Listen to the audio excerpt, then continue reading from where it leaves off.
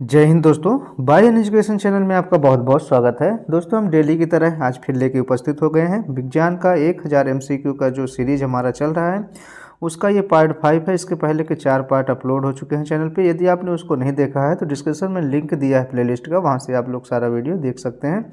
बता दें दोस्तों, यह डेली शाम 6 बजे आपको ये वीडियो मिल जाता है हमारे चैनल पे। इसलिए आप ये चैनल पे पहली बार आए हैं, चैनल को सब्सक्राइब कर लीजिए, बेल आइकन ऑन कर लीजिएगा, जिससे जैसे ही हम वीडियो अपलोड करें आपको तुरंत नोटिफिकेशन मिल जाए।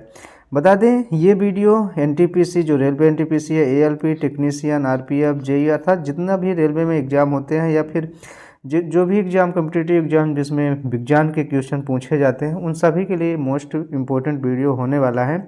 अभी जैसे दिसंबर में टेक्नीशियन का, रेलवे टेक्नीशियन का एग्ज़ाम होने वाला है, उसमें 40 क्वेश्चन, जो कि सबसे ज़्यादा वेटेज इसी का होने वाला है, 40 क्वेश्चन पूछे जाएंगे। इसलिए आप लोग वीडियो को लास्ट तक देखिए। और ये एक सुपर फास्ट रिवीजन वीडियो होने वाला है और इसमें सारा मिक्स क्वेश्चन रहेगा, फिजिक्स, केमिस्ट्री, बायो तीनों का। तो चलते हैं, स्टार्ट करते हैं आज का वीडियो। आज का पहला क्वेश्चन है दोस्तों, नाइट्रोजन का रासायनिक सूत्र क्या होता है। आप सभी को पता है नाइट्रोजन को हम N2 से लिखते हैं, जो कि 2 नाइट्रोजन अणुओं से मिलकर बना होता है। इसका सही जवाब हो जाएगा ऑप्शन ए। दोस्तों, हमने हर एक क्वेश्चन में कुछ व्याख्या लिखने की कोशिश की है। उम्मीद करते हैं आप सभी को ये सही लगेगा। तो यहाँ हमने लिखा है नाइट्रोजन का रासायनिक सूत्र जो है N2 होता है, क्योंकि यह 2 नाइट्रोजन अणुओं का संयोजन होता है। और बता दें, इसका जो PDF है जो आप लोग टेलीग्राम चैनल से डाउनलोड कर सकते हैं। टेलीग्राम चैनल का लिंक हमारे आपको डिस्क्रिप्शन बॉक्स में मिल जाएगा, वहाँ से आप लोग जाके टेलीग्राम ज्वाइन करके वहाँ से PDF डेली डाउनलोड कर सकते हैं। नेक्स्ट क्वेश्चन में चलते हैं। वह तत्व जो विद्युत चालक के रूप में कार्य करता है कौन सा है। तो विद्युत चालक के रूप में जो तत्व कार्य करता है उसमें से सही जवाब हो जाएगा ऑप्शन डी। इसका सही जवाब हो जाएगा, क्योंकि ये सभी विद्युत के चालक हैं। ठीक है, तांबा, लोहा, एल्युमिनियम सभी विद्युत के सुचालक पदार्थ कहलाते हैं। यही यहाँ हमने बताया भी है। नेक्स्ट क्वेश्चन में चलते हैं। विज्ञान में जड़ता का क्या मतलब होता है। जड़ता से विज्ञान में क्या तात्पर्य होता है, इसका सही जवाब आपको बताना है। ऑप्शन बी इसका सही जवाब हो जाएगा गति में स्थिरता। स्थिर गति को हम, या किसी वस्तु के गति में स्थिरता को हम जड़ता कहते हैं। इसकी व्याख्या में चलते हैं। तो जड़ता का मतलब होता है दोस्तों, किसी वस्तु की गति में स्थिरता जो तब तक नहीं बदलती जब तक कि उसमें बाहरी बल प्रयोग न किया जाए। जैसे कोई वस्तु है वो तब तक स्थिर रहेगी या फिर अपनी स्थिति में परिवर्तन नहीं करेगी जब तक उसमें बाहरी बल का प्रयोग न किया जाए। यही जड़ता कहलाता है विज्ञान की भाषा में। नेक्स्ट क्वेश्चन है दोस्तों, वह कोण जिससे प्रकाश की परावृत्ति होती है क्या कहलाता है। तो वह कोण का नाम क्या है जिससे प्रकाश की परावृत्ति होती है। तो वह कोण परावर्तन कोण कहलाता है। ऑप्शन बी इसका सही जवाब हो जाएगा दोस्तों। परावर्तन कोण क्या कहलाता है, जिससे प्रकाश की परावृत्ति होती है। इसके बारे में हमने थोड़ा लिखा है। परावर्तन कोण वह कोण होता है जिससे प्रकाश परावर्तित होता है। यह उस सतह से संबंधित होता है जिस पर प्रकाश गिरता है। जिस पर प्रकाश गिरता है उसी सतह से संबंधित होता है। नेक्स्ट क्वेश्चन में चलते हैं। सामान्य जल में कितनी मात्रा में जो ऑक्सीजन है वो घुली होती है। जो सामान्य जल होता है हमारा जो पीते हैं, उसमें कितनी मात्रा में ऑक्सीजन जो है घुली होती है। तो इसका सही जवाब आपको बताना है।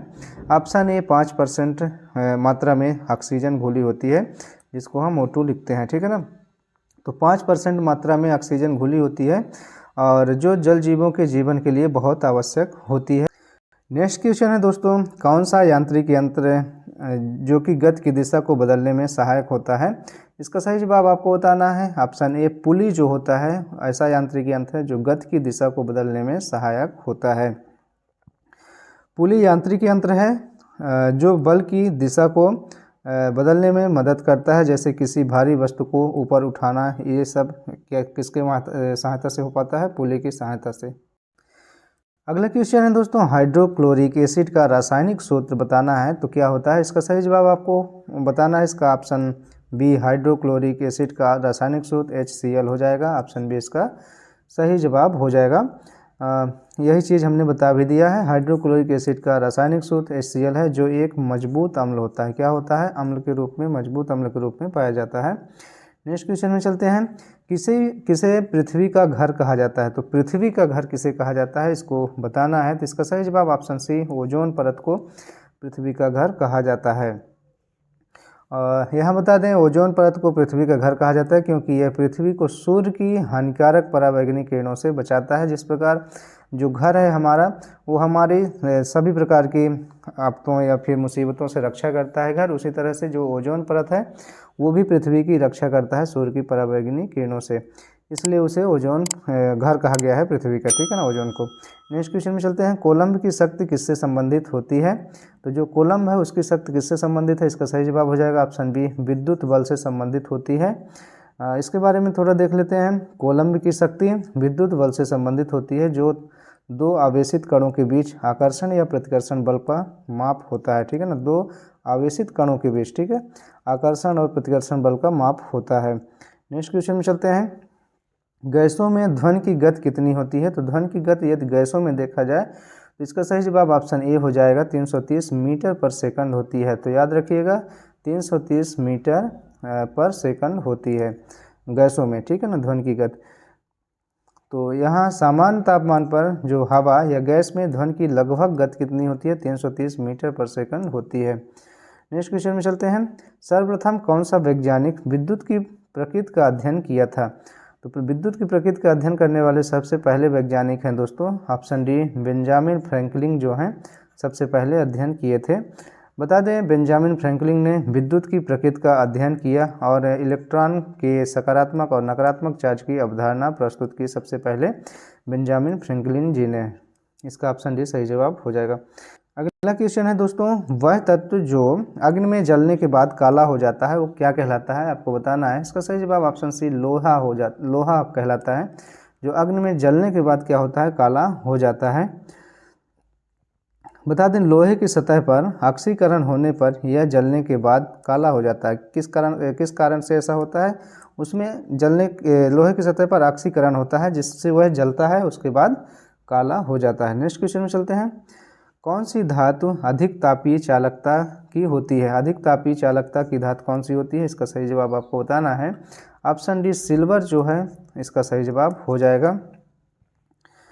सिल्वर, जिसको हम चांदी भी बोलते हैं, अधिक तापीय चालकता वाली धातु होती है जिसका उपयोग गर्मी के प्रसारण में किया जाता है। किसमें किया जाता है? गर्मी के प्रसारण में किया जाता है। नेक्स्ट क्वेश्चन है दोस्तों, किस धातु का गलनांक सबसे कम होता है? तो इसका सही जवाब ऑप्शन डी हो जाएगा। सभी को पता है जो पारा है वो उसका गलनांक सबसे कम होता है। और बता दें यह 38 डिग्री सेल्सियस पर द्रव रूप में पाया जाता है, इतना कम सेल्सियस पर, ठीक है।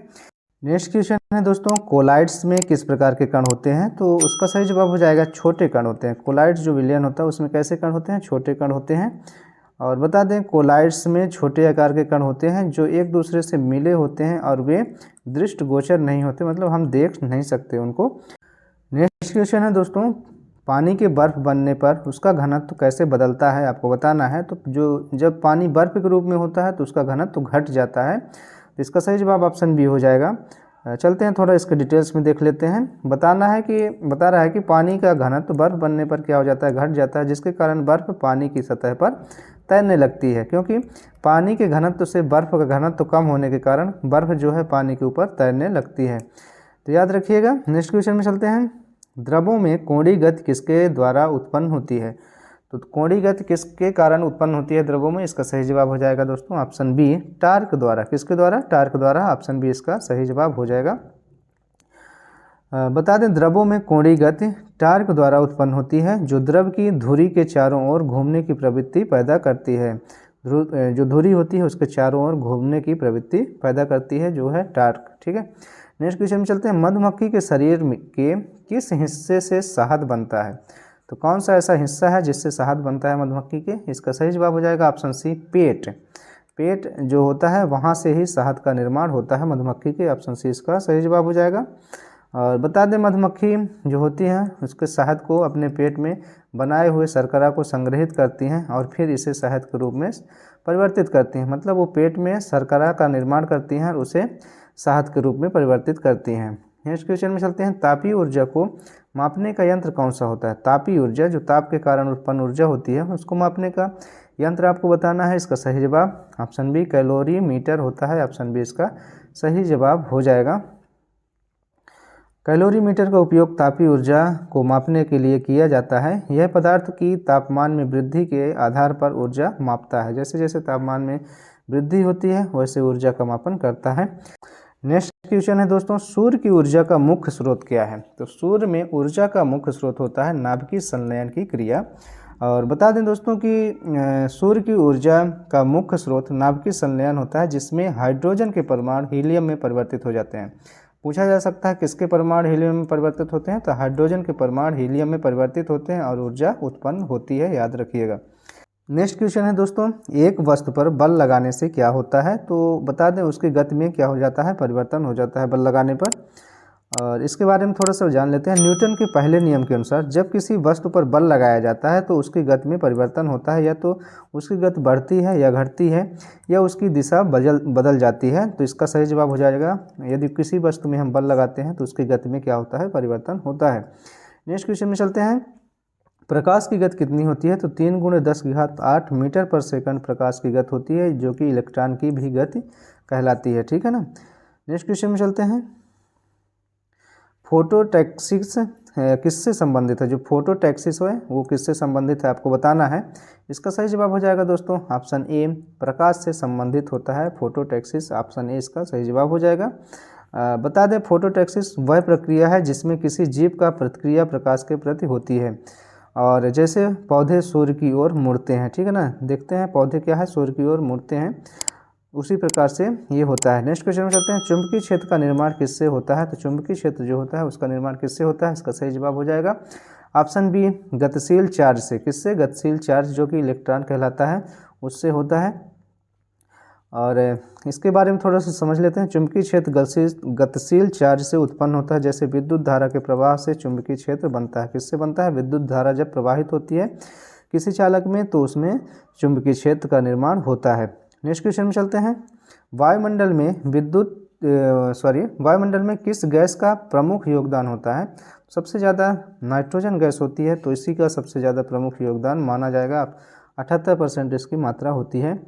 नेक्स्ट क्वेश्चन में चलते हैं, सांस में कौन सा गैस मुख्य रूप से घुलता है? घुला होता है किसमें? सांस लेने में कौन सा गैस सबसे ज़्यादा मुख्य रूप से घुला होता है? तो ऑक्सीजन सबसे ज़्यादा घुला होता है। इसका सब सही जवाब आप सभी को पता है, जिसको हम जीवनदायिनी गैस भी मानते हैं। नेक्स्ट क्वेश्चन में चलते हैं, वह यांत्रिक यंत्र कौन सा है जो बल को बढ़ाता है? तो यांत्रिक यंत्र जो बल को बढ़ाता है वह कौन सा है? इसका सही जवाब आपको बताना है। तो जो लीवर होता है ये क्या करता है? बल को बढ़ाता है। इसके बारे में थोड़ा सा जान लेते हैं। लीवर यांत्रिक यंत्र को यांत्रिक यंत्र ऐसा यांत्रिक यंत्र है जो बल को बढ़ाने में मदद करता है, जिससे भारी वस्तुओं को उठाने में आसानी होती है, जो कि लिफ्ट में लगा होता है। पूछा जा सकता है लिफ्ट में कौन सा यांत्रिक यंत्र प्रयोग होता है? तो लीवर प्रयोग होता है। नेक्स्ट क्वेश्चन में चलते हैं, आधुनिक भौतिकी में ऊर्जा के किस रूप की खोज की गई है? तो आधुनिक भौतिकी में ऊर्जा का कौन सा रूप का खोज किया गया है? इसका सही जवाब आपको बताना है। ऑप्शन सी, नाभिकीय ऊर्जा का खोज किया गया है। इसका सही जवाब ऑप्शन सी हो जाएगा। नाभिकीय ऊर्जा वह ऊर्जा है जो परमाणु के नाभिक में मौजूद होती है। इसका उपयोग परमाणु ऊर्जा संयंत्रों में किया जाता है। नेक्स्ट क्वेश्चन में चलते हैं, गति के संदर्भ में तेज शब्द का क्या अर्थ होता है? तो गति के संदर्भ में तेज शब्द का क्या अर्थ होता है हमको बताना है। तो इसका सही जवाब हो जाएगा ऑप्शन सी, गति कहलाता है। गति के संबंध में तेज का मतलब गति कहलाता है। और यहाँ भी वही चीज़ बताया गया है कि तेज शब्द का अर्थ होता है गति, जो वस्तु के स्थान परिवर्तन की दर को दर्शाता है। किसी वस्तु के स्थान में किस तरह से परिवर्तन होता है उसको दर्शाता है। नेक्स्ट क्वेश्चन में चलते हैं, कौन सा यांत्रिक यंत्र कार्य को सरल बनाता है? इसका सही जवाब हो जाएगा ऑप्शन ए, पुली जो होता है कार्य को सरल बनाता है। ऑप्शन ए इसका सही जवाब हो जाएगा। और पुली एक यांत्रिक यंत्र है जो कार्य को सरल बनाता है, जैसे किसी वस्तु को ऊपर उठाने में सहायता करता है, ठीक है। तो पुली इसका सही जवाब हो जाएगा। नेक्स्ट क्वेश्चन में चलते हैं, हाइड्रोजन का रासायनिक प्रतीक क्या होता है? तो हाइड्रोजन का रासायनिक प्रतीक तो H होता है और परमाणु क्रमांक 1 होता है, ये सभी को पता है।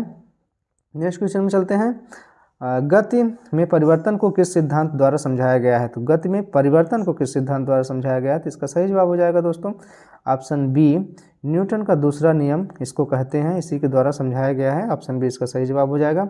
न्यूटन का दूसरा नियम गति में परिवर्तन को समझाता है। इसके अनुसार बल और द्रव्यमान के अनुपात में किसी वस्तु की त्वरण होती है। नेक्स्ट क्वेश्चन में चलते हैं, जो पदार्थ विद्युत चालक होते हैं उनमें से एक क्या है? ऐसा कौन सा पदार्थ है निम्न में से जो विद्युत का चालक है? जो तांबा है वो क्या कहलाता है? विद्युत का चालक कहलाता है। और ये सारे कुचालक पदार्थ होते हैं जिसमें से धारा प्रवाहित नहीं हो सकती। नेक्स्ट क्वेश्चन में चलते हैं। न्यूटन का तीसरा नियम क्या कहता है? तो इस तीसरा नियम न्यूटन का बताना है क्या है, तो इसका सही जवाब ऑप्शन सी हो जाएगा। प्रत्येक क्रिया के बराबर और विपरीत प्रक्रिया होती है, यही न्यूटन का तीसरा नियम कहता है। नेक्स्ट क्वेश्चन में चलते हैं। द्रवों की अवस्था में कौन सा गुण होता है? तो द्रवों की अवस्था में कौन सा गुण पाया जाता है? इसका सही जवाब हो जाएगा ऑप्शन डी, आकार में परिवर्तन। ऑप्शन डी इसका सही जवाब हो जाएगा। यहाँ बताया गया है द्रवों का कोई निश्चित आकार नहीं होता, क्योंकि द्रव जैसे ही इसका आधार रहेगा, जैसे ही आधार में हम द्रव को रखेंगे उसी आकार में हो जाता है। जैसे यदि हम ग्लास में रखते हैं तो ग्लास के आकार का, और यदि बड़ा कोई बर्तन है उसमें रखते हैं तो उस आकार का हो जाता है। और वे अपने कंटेनर के आकार के अनुसार आकार परिवर्तन करते हैं, वही चीज़ जो हमने बता दिया है। नेक्स्ट क्वेश्चन में चलते हैं। ध्वन की गति किस पर निर्भर करती है? तो ध्वन की गति तापमान पर निर्भर करती है। आप सभी को पहले भी हमने बताया है। तो तापमान पर ध्वन की गति सबसे ज़्यादा निर्भर करती है। इसका सही जवाब ऑप्शन ए हो जाएगा। जैसे जैसे तापमान बढ़ता है वैसे वैसे ध्वन के कण क्या करते हैं, उनके बीच की दूरी बढ़ती जाती है और वो ज़्यादा प्रसारित होने लगते हैं। नेक्स्ट क्वेश्चन में चलते हैं। गति का मात्रक क्या है? गति का मात्रक आप सभी को बताना है। इसका सही जवाब हो जाएगा ऑप्शन बी, मीटर पर सेकंड जो गति का मात्रक होता है। ऑप्शन बी इसका सही जवाब हो जाएगा। नेक्स्ट क्वेश्चन है दोस्तों, वह पदार्थ जो ऊष्मा का अच्छा चालक है वो क्या कहलाता है? तो उसको हम क्या बोलेंगे? इसका सही जवाब हो जाएगा दोस्तों ऑप्शन बी, कंडक्टर बोलेंगे, चालक बोलेंगे उसको। अच्छा चालक जो है उसको हम चालक ही बोलेंगे, कंडक्टर बोलेंगे। इसके बारे में थोड़ा पढ़ लेते हैं। कंडक्टर वह पदार्थ होते हैं जो ऊष्मा और विद्युत का अच्छा चालन करते हैं, जैसे तांबा और एल्युमिनियम। नेक्स्ट क्वेश्चन है दोस्तों, किस तत्व का परमाणु संख्या 8 होती है? तो ऑक्सीजन जो होता है उसका परमाणु संख्या 8 होती है, आप सभी को पता होना चाहिए। नेक्स्ट क्वेश्चन में चलते हैं। किस पदार्थ में एक ही प्रकार के परमाणु होते हैं? जिस प्रकार में मतलब ऐसा कौन सा पदार्थ है जिसमें एक ही प्रकार के परमाणु होते हैं, उसको क्या कहते हैं? तो तत्व कहते हैं। एक ही प्रकार के परमाणु से मिले पदार्थ क्या कहलाते हैं? तत्व कहलाते हैं। इसका सही जवाब ऑप्शन सी हो जाएगा। नेक्स्ट क्वेश्चन है दोस्तों, पानी का उबलने का तापमान कितना होता है? तो जब जिस तापमान पर पानी उबलता है वो तापमान 100 डिग्री सेल्सियस कहलाता है। नेक्स्ट क्वेश्चन है दोस्तों, किस तत्व का परमाणु संरचना सबसे सरल होती है? तो सबसे सरल परमाणु संरचना वाला तत्व हो जाएगा option A, hydrogen. Option A इसका सही जवाब हो जाएगा।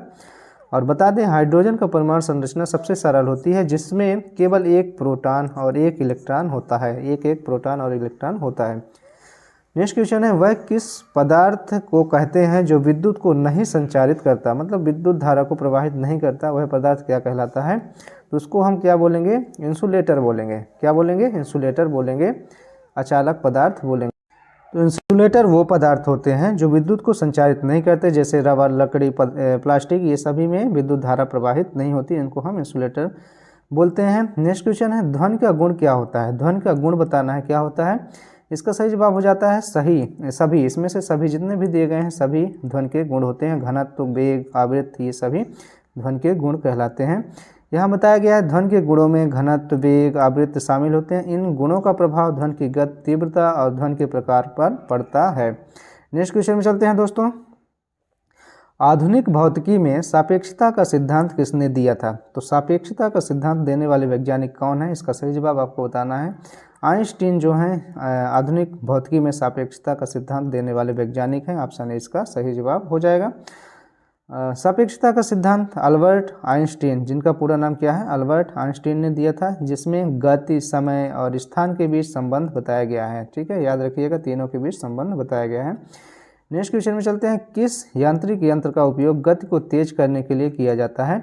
इसका सही जवाब हो जाएगा दोस्तों ऑप्शन बी, गियर का प्रयोग किया जाता है गति को तेज करने के। जैसे आप लोग बाइक में देखते हैं गियर चेंज करते हैं तो आपकी बाइक की गति तेज होती है, वही चीज़ यहाँ बताया गया है। गियर यांत्रिक यंत्र है जिसका उपयोग गति को तेज या धीमा करने के लिए किया जाता है और यह दिशा में परिवर्तित कर सकता है। ठीक है ना, इसका उपयोग दिशा में परिवर्तन भी करना होता है। नेक्स्ट क्वेश्चन में चलते हैं, किस गैस का उपयोग गैस स्टोव में किया जाता है?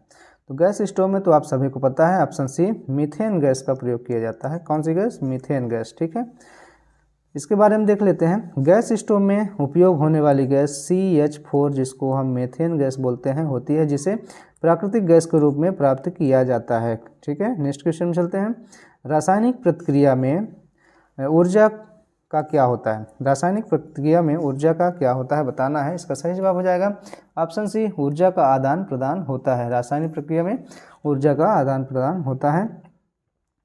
रासायनिक वही बताया गया है, रासायनिक प्रक्रिया में ऊर्जा का आदान प्रदान होता है, अर्थात कुछ प्रक्रियाओं में ऊर्जा अवशोषित होती है और कुछ में क्या होता है, ऊर्जा का उत्सर्जन होता है। ये दोनों चीज़ होती हैं। अगला क्वेश्चन है दोस्तों, वह तत्व कौन सा है जिसका रासायनिक प्रतीक Fe होता है? और ये क्वेश्चन आज की वीडियो का लास्ट क्वेश्चन होने वाला है। तो इसका सही जवाब हो जाएगा लोहा। लोहा को हम Fe से प्रदर्शित करते हैं, तो इसलिए इसका रासायनिक प्रतीक भी Fe कहलाएगा।